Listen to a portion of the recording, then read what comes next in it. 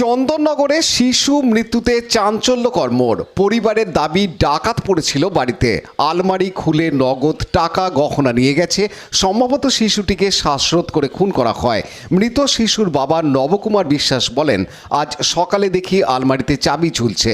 আলমারি খুলেছিল কিনা স্ত্রীকে জিজ্ঞাসা করায় সে জানায় আলমারি খোলেনি। লকারে 40,000 টাকা, কিছু গহনা ছিল। ছেলে বাড়িতে টিভি দেখছিল, ওর মা দিদি বাড়িতে ছিল না। সেই সময় কেউ বাড়িতে ঢোকে। পুলিশে অভিযোগ জানাবেন বলে জানান শিশুর বাবা। চন্দননগর কুণ্ডুঘাট এলাকায় গতকাল এক শিশুর অস্বাভাবিক মৃত্যু হয়। মৃতের নাম নিখিল বিশ্বাস, বয়স 6। তার বাবা নবকুমার কলকাতা বিশ্ববিদ্যালয়ের পাম্প অপারেটর। তিনি সকালে কাজে বেরিয়ে যান। দুপুরে শিশুটিকে একা বাড়িতে রেখে তার মা বাইরে গিয়েছিলেন বলে দাবি। মা বাড়ি ফিরে দেখেন কম্বল গায়ে দিয়ে ঘুমিয়ে আছে, তাকে আর ডাকেননি। বিকেল 5:30 নাগাদ দিদি বাড়ি ফিরে ডাকতে গিয়ে দেখে নিস্তেজ হয়ে আছে। এরপর নবকুমারকে খবর দেওয়া হয়। বাড়ি ফিরে রাত 8টা নাগাদ ছেলেকে নিয়ে চন্দননগর হাসপাতালে নিয়ে যান। চিকিৎসক জানিয়ে দেন মৃত্যু হয়েছে শিশুর। পুলিশ সূত্রে জানা গেছে মৃত শিশুর শরীরে কোনো আঘাতের চিহ্ন ছিল না। কিভাবে মৃত্যু জানতে আজ ময়নাতদন্ত হবে শিশুর দেহের। ভোরবেলা কি দেখলেন? আমার হাজব্যান্ড লক্ষ্য করলো যে চাবিটা ঝুলছে আলমারিতে। ও আমাকে জিজ্ঞাসা করছে যে তুমি কি চাবি আলমারি খুলেছিলে? আমি বললাম না, আমি তো আলমারি খুলিনি। তাহলে চাবিটা ঝুলছে, কাল থেকে আমাদের খেয়াল পড়েনি যে আলমারিতে চাবিটা লাগানো অবস্থায় ঝুলছে। তখন ও বললো আলমারিটা খুলে দেখো। আমি আলমারিটা খুলে দেখলাম আমার লকারে ক্যাশ ছিল, কিছু গয়না ছিল, আর ব্যাগে ও মাইনের টাকা দিয়েছিল সেটাও রাখা ছিল। কত টাকা ছিল মোটামুটি? ছিল লকারে 25-30 হাজার টাকা ছিল। 40-45 হ্যাঁ, ব্যাগে 15,000 টাকা ছিল। ওই টোটাল ইনক্লুডিং? হ্যাঁ, এরকম এক্সট্রা 2-3 হাজার টাকা রাখা ছিল। চাবিটা কোথায় ছিল আলমারির?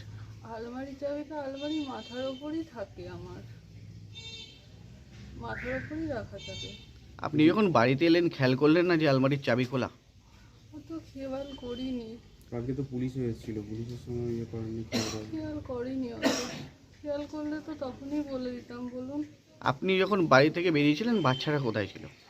ও তো কার্টুন দেখছিল। এইটা তো প্রথমবার নয়। আর আমাদের কোন ঘরে কার্টুন দেখছিল? নিচের ঘরে। এখানে কোনোদিন কোনো চুরি কিছু হয়নি। আমাদের এখানে সবাই সব কিছু বাইরেই পড়ে থাকে। আর আপনি যখন ফিরে এলেন তখন বাচ্চাটা কোথায় ছিল? ও ওপরে শুয়েছিল। আমরা ভাবছি হয়তো টিভি বন্ধ করে ওপরে শুয়ে আছে। যেমন একটা মানুষ পাশ ফিরে শুয়ে থাকে। ভুল আমার যে আমি গায়ে হাত দিয়ে দেখিনি, এটা আমার ভুল যে আমি গায়ে হাত দিয়ে, আমি ওপর থেকে দেখেছি ঘুমোচ্ছে, আমি নিচে চলে এসেছি। বাচ্চাটা কোথায় ছিল? নিচে? নিচে কার্টুন দেখছিল। আপনি হলো উপরে ছিল বললেন। পরে আমরা যখন ডাকি ঘুমোচ্ছে ওপরে ঘরে, ভুল ওটা আমার। যেমন যাবার সময় যখন আমার মিসেস বেরোয় তখন ও কার্টুন দেখছিল। তুই কার্টুন দেখ, আমি একটা কাজ মিটিয়ে আসছি। যখন বাড়ি ফেরে তখন দেখছে ওপরে ঘরে শুয়ে আছে। বলছি যে দরজা কি আপনারা এরকম খুলে রেখে যান? না, আমার কালকে দরজাটা পুরো ভেজানো, বুঝেছেন? আমি হ্যাসবলটা দিতে ভুলে গেছি কোনো রকম, বুঝতে পেরেছেন? চাবি দেন না? ওইদিকে তো আমার ভেতর দিয়ে লক করা। আমি দরজাটা হ্যাসবলটা দিতে ভুলে, এটা আমার ভুল। আমি অফিস থেকে ফিরেছি, ফিরে আমাকে বললো যে ছেলেটা উঠছে না, তাড়াতাড়ি এসে দেখলাম ছেলে হাত পা শক্ত, ঠান্ডা হয়ে আছে। নিয়ে হসপিটালে যাই। হসপিটালে অ্যাডমিশন করিয়েছি, বলছে পোস্টমর্টম হবে। আজকে সকালবেলায় আমরা খেয়াল করছি আলমারিতে চাবি ঝুলছে। আমি তখন আমার মিসেসকে জিজ্ঞাসা করলাম যে তুমি কি আলমারি খুলেছিল? বলছে না। আমি তাহলে আলমারির চাবি খোলা কেন?